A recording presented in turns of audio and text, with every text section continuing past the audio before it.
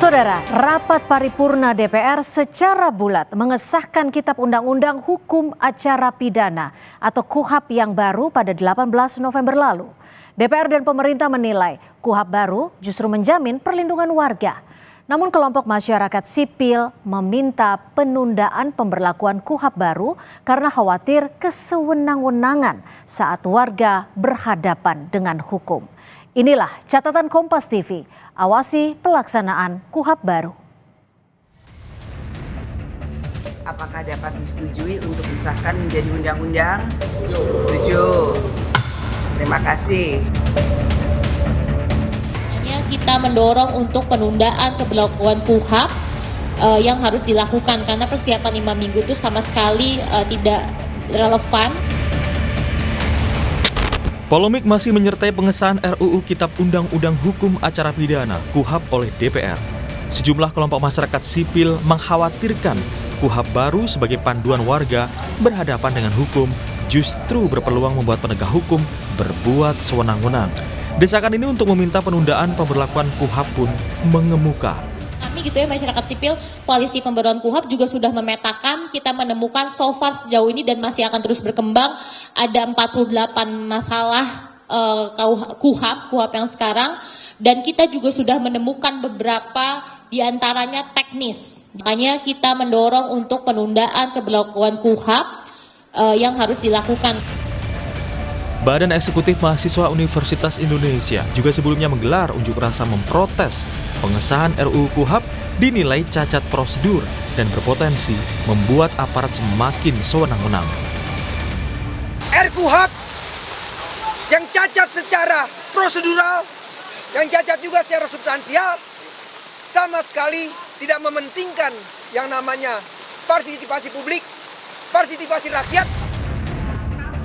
Menteri Hukum Supratman Andi Aktas menegaskan tidak ada pasal bermasalah dalam KUHAP atau Kitab Undang-Undang Hukum Acara Pidana baru yang akan berlaku pada 2 Januari 2026.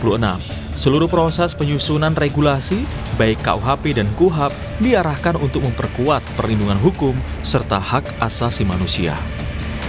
Justru, KUHAP baru dirancang untuk memberikan perlindungan menyeluruh bagi semua pihak yang berhadapan dengan hukum. Secara umum, KUHAP yang baru kemarin kita sahkan, intinya 2. 1, komitmen perlindungan terhadap hak asasi manusia. Sebuah reformasi yang kita lakukan. Tujuannya adalah, tapi yang paling inti, KUHAP ini itu sejalan dengan KUHP kita, yakni restoratif justice. Hal yang sama juga disampaikan Ketua Komisi 3 DPR RI Habibur Rahman. KUHAP baru melindungi warga negara dari penyiksaan selama dalam proses hukum. Spesifik ya, mengatur larangan atau perlindungan warga negara dari penyiksaan, yang mana di KUHAP yang lama nggak ada sama sekali ya. Jadi kita bayangkan kalau KUHAP lama terus berlangsung hingga saat ini, tiap hari akan ada korban. Nah, di KUHAP yang baru, seseorang sejak awal bisa didampingi oleh advokat, bahkan ketika belum berstatus sebagai saksi. Sejak awal, proses penyusunan RUU KUHAP tidak luput dari tekanan publik. Kini publik berharap kepastian hukum dapat secara serius menjamin keadilan, melindungi hak warga, dan membatasi kekuasaan negara. Tim Liputan Kompas TV. Rapat paripurna DPR secara bulat mengesahkan Kitab Undang-Undang Hukum Acara Pidana atau KUHAP yang baru pada 18 November lalu.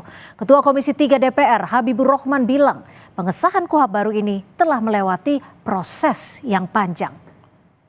Selain itu, prosesnya juga melibatkan berbagai elemen masyarakat mulai dari akademisi, advokat hingga penegak hukum.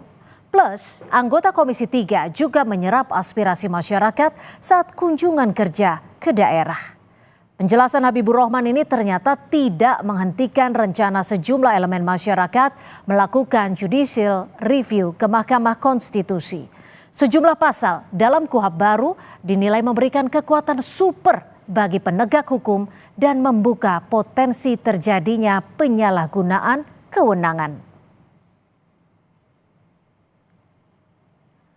Pasal yang menjadi sorotan antara lain Pasal 5 ayat 2 yang memberikan kewenangan penangkapan hingga penahanan saat kasus masih di tahap penyelidikan. Pasal ini berpotensi membuat setiap orang bisa ditahan kapanpun meski belum terbukti melakukan tindak pidana.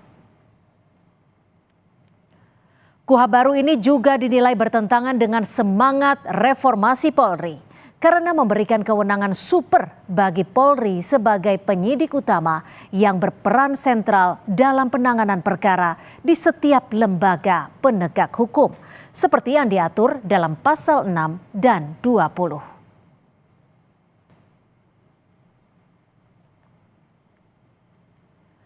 Tentu kekhawatiran ini bukanlah alarm kosong.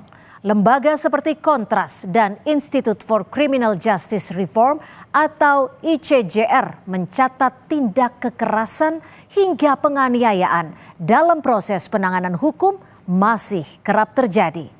Belum lagi adanya kecenderungan aparat untuk melakukan penahanan sangat tinggi. Namun di balik kritik terhadap regulasi baru ini, ada juga hal yang perlu diapresiasi. KUHP baru memasukkan pendekatan keadilan restoratif yang melibatkan para pihak, sehingga penanganan pidana tidak hanya berorientasi kepada penahanan atau efek jera semata. KUHP baru juga mengatur penggunaan kamera pengawas saat pemeriksaan berlangsung. Aturan ini diharapkan dapat melindungi tersangka dari tindak kekerasan dan intimidasi. Selain itu, peran advokat juga diperkuat. Dalam regulasi baru, advokat berperan aktif mendampingi tersangka, terdakwa, saksi, atau korban dalam setiap tahap pemeriksaan sejak penangkapan terjadi, termasuk menyatakan keberatan terhadap intimidasi atau pertanyaan penyidik yang bersifat menjerat selama pemeriksaan. DPR mengklaim KUHP yang baru memperkuat peran warga negara melalui pendekatan keadilan restoratif hingga perlindungan terhadap hak saksi, korban, dan kelompok rentan dalam penanganan perkara. Tetapi perubahan hukum acara pidana juga harus diikuti perubahan budaya institusi penegak hukum, kesiapan sumber daya manusia, dan sosialisasi yang berkelanjutan. Apalagi teks dalam KUHP masih memberikan celah bagi penegak hukum untuk bertindak sewenang-wenang.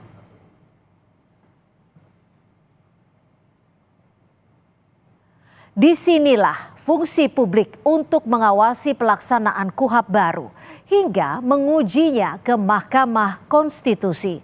Judicial review bisa menjadi penyelamat atas pasal-pasal yang dianggap represif, sekaligus menempatkan Mahkamah Konstitusi sebagai benteng terakhir konstitusi yang menghasilkan keputusan final dan mengikat. Demikian catatan Kompas TV, kita jumpa lagi pekan depan.